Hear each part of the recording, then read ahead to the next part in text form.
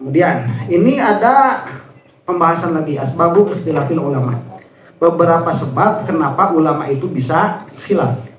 Wal khilaful ladzi yahsulu baina ulama Syafi'iyyati hasba fahmihim min kutubi Syafi'i. Dan khilaf yang terjadi di antara ulama Syafi'iyah itu bergantung kepada pemahaman mereka dari kitab-kitabnya ulama Syafi'iyah. Jadi sebagai sebuah madhab Syafi'i itu telah mengalami evolusi. Betul. Jadi begini ya Imam Syafi'i itu. Ada masalah-masalah yang mana masalah-masalah ini sudah ditanyakan sejak Imam Syafi'i. Sejak zaman Imam Syafi'i itu sudah ditanyakan itu. Kayak bab kunut itu sudah dibahas dari dulu. Kemudian rukun sholat itu sudah dibahas dari dulu. Itu kesimpulannya berbeda. Imam Ahmad bin Hanbal mengatakan 13 misalkan, Imam Syafi'i mengatakan 17, ada yang mengatakan nanti 23, ada yang mengatakan 21. Ini masalah-masalah yang sudah terjadi, pertanyaannya di zaman a'immah ini masih pada hidup. Kemudian ada pertanyaan-pertanyaan yang tidak sempat ditanyakan kepada para imam ini dan berusaha untuk dijawab dengan usul masing-masing dari madhab. Makanya sebelum menjawab pertanyaan, kamu itu harus menguasai usul fikihnya dulu. Jadi kamu menjawab ini atas usulnya siapa. Jangan kayak si Wahabi mah udah pengetahuan mereka tentang hadisnya sedikit, pemahaman tentang Quran mereka itu hampir nol. Tapi tatkala ditanya hukum, jawabannya nggak ada dalil, nggak bisa kayak gitu. Ya. Nah itu. Jadi nanti begini, ulama ini pada akhirnya berbeda pendapat seperti yang sering berbeda pendapat itu Imam Nawawi dengan Imam Rafi'i. Ke sebelah sininya itu siapa? Imam Romli dengan Ibnu Hajar Al-Haytami.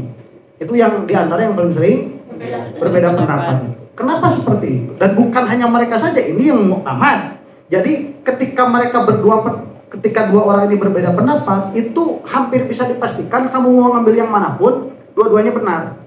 Karena mereka itu ibaratnya itu seperti apa? Mujtahid madhab.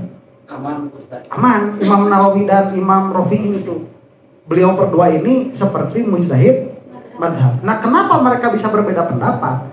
Karena mereka memahami kitab-kitab Imam Syafi'i berbeda. Cara memahaminya itu.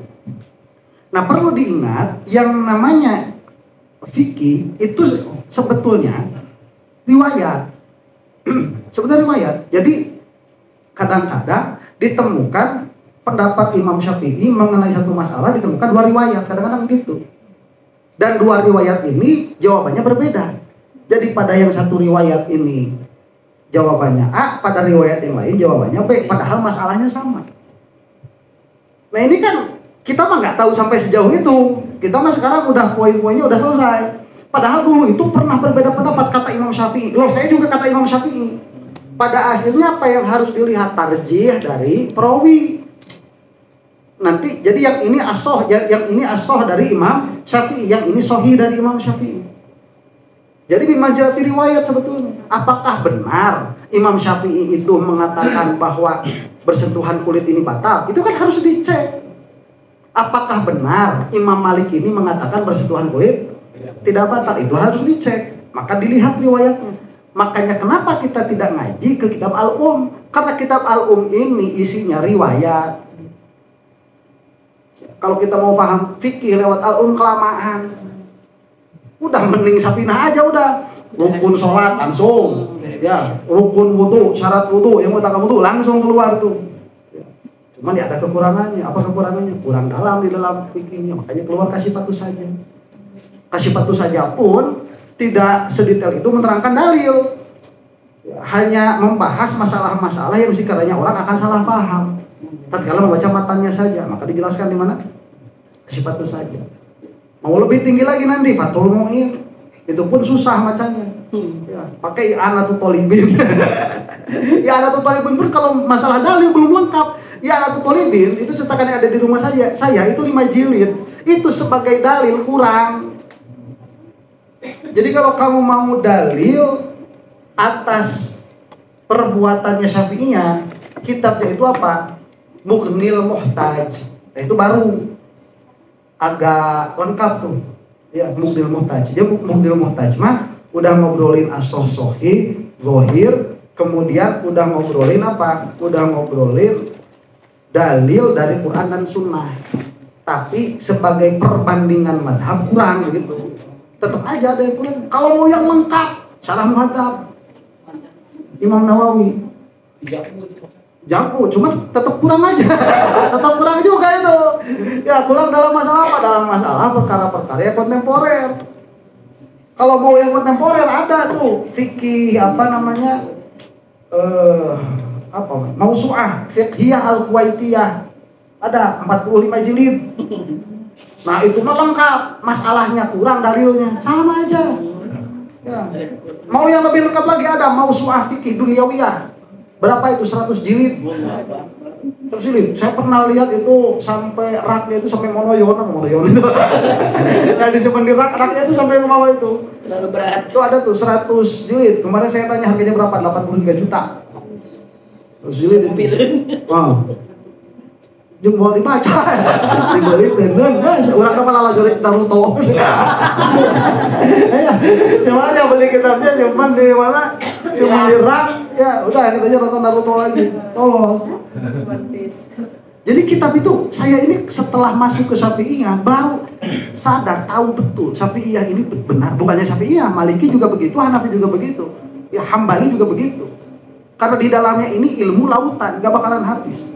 Lebih cepat kamu mati daripada habis kitab itu. Ala kulli hal. Jadi supaya kita tahu kenapa para ulama ini disebut beda. Wa qalu inna mathala muqallidil madhab min imamil madhab kama mathali imamil madhab min hadithi Rasulullah sallallahu alaihi wasallam. Dan berkata siapa para ulama, permisalan muqallid madhab dari imam madhab. Paham maksudnya? Ya paham ya? Jadi kalau kita mau tahu harumnya nama Imam Romli dan Ibnu Hajar Al-Haytami, mereka itu harum sekali namanya. Jadi beliau-beliau ini yang dua orang ini gimana ya? Kalau misalkan kita nih, saya ini tahu salah satu madhab Maliki yang kita tahu misalkan Imam Sanusi. Imam Sanusi itu madhabnya apa? Malikiyah. Imam Sanusi itu. Tapi apakah kita sebagai Syafi'i atau guru-guru kita yang Syafi'iyah itu menjelekkan Imam Sanusi? Enggak, malah dipuji. Kitab tauhidnya kita baca, padahal yang bacanya Syafi'iyah. Jadi kira-kiranya sebetulnya yang meramaikan Imam Sanusi itu Syafi'iyah. Jadi Syafi'iyah itu lebih kenal kepada Imam Sanusi daripada Malikiyah kepada Imam Sanusi itu. Karena Imam Sanusi dibaca sama kita kitab-kitabnya. Ya, jadi keadaan Imam Malik sebagai Maliki diakui tidak oleh kita sebagai Syafi'i. Diakui. Jadi ini mah pengakuan sudah lintas madhab. Paham? Beda sama siapa? Sama Wahabi. Wahabi mah sama Syafi'i dicela, sama Maliki dicela, sama Hanafi dicela, sama Hambali dicela. Wahabi itu. Kenapa? Karena si Wahabi mah gak ikut madhab kemana-mana. Syekh Abdul Qadir Al-Jilani itu madhabnya Hambali. Tapi apa kita sebagai Syafi'i mencela tuh ke Syekh Abdul Qadir? Enggak mencela. Karena ini sudah konsensus para ulama yang namanya bermadhab itu wajib dan wajib bermadhab salah satu di antara yang empat. Nah sekarang kita lihat ya orang yang mulia sekelas Ibnu Hajar Al-Haytami dan siapa tadi? Imam Romli itu di dalam madhab Syafi'i derajatnya itu hanya muqallid. Ayo, derajatnya itu hanya muqallid, hanya ahli takrib. Syekh Fakhruddin Ar-Razi itu muqallid juga. Kalau Imam Nawawi itu derajatnya mujtahid madhab. Nah sekarang kalau kita bandingkan antara imam madhab siapa? Imam Asy-Syafi'i dengan Ibnu Hajar Al-Haytami. Kalau kita bandingkan itu, ini seperti apa? Seperti mana? Seperti Imamil Madhab min hadithi Rasulullah sallallahu alaihi wasallam. Seperti imam madhab kepada Rasulullah sallallahu alaihi wasallam. Jadi derajatnya itu ya kalau mau tahu Rasulullah, Imam Syafi'i. Nah ini derajatnya tuh segimana? Ini nggak bisa dibandingin tuh. Ya, sekarang kita bandingkan Imam Syafi'i dengan Ibnu Hajar Al-Haytami. Nggak bisa dibandingin. Jauh tuh. Ya, jadi Rasulullah sama Imam Syafi'i jauh nggak bisa dibandingin. Imam Syafi'i ke Ibnu Hajar Al-Haytami pun jauh nggak bisa dibandingin. Terus kita sama Ibnu Hajar sih gimana? Nah, nggak ada bandingannya.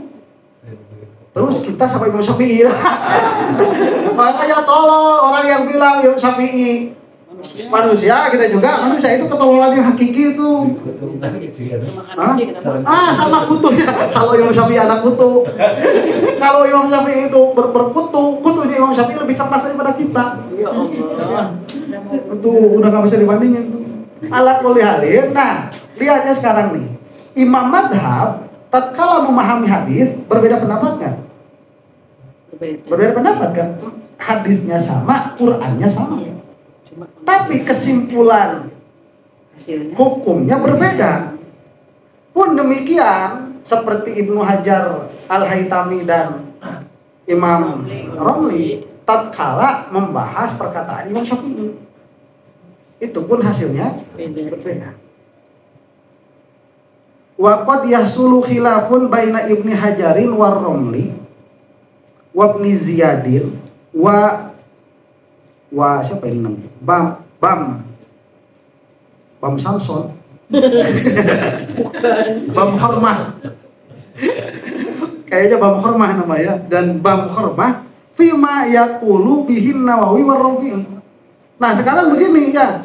Tadi kan Imam Nawawi itu rivalnya siapa? Rivalnya itu Imam Rafi'i. Nah, di bawahnya siapa yang memahami perkataan Imam Nawawi dan perkataan Imam Rafi'i ini, siapa yang memahami? Yang memahaminya itu diantaranya siapa? Ibnu Hajar Al-Haytami, Ar-Romli, Ibnu Ziyad, dan Bam Hormah. 4 ulama ini di dalam memahami perkataan mereka berdua pun berbeda.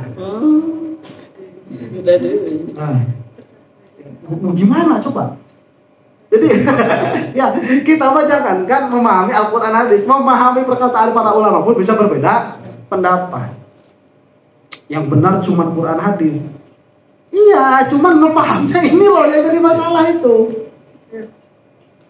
Wa tariqatul ma'rufatu fi madhhab Syafi'iyyah annal ladzi yanussu alaihi Syafi'iyyun nassan wadihan fi kutubihi wal mu'tamad. Nah, ini kita akan membicarakan nanti masalah bagaimana memahami perkataan Imam Syafi'i di dalam madhabnya. Begitu. Ya, jadi bagaimana yang mu'tamad, bagaimana yang asal, bagaimana yang sahih. Saya nggak bahas sekarang aja lah ya. Soalnya ada martabat, ada gulung nih, nungguin di situ menunggu nah. Kurang tutup kami paham dalahnya. Alhamdulillahirabbil alamin. Sallallahu alaihi wasallam.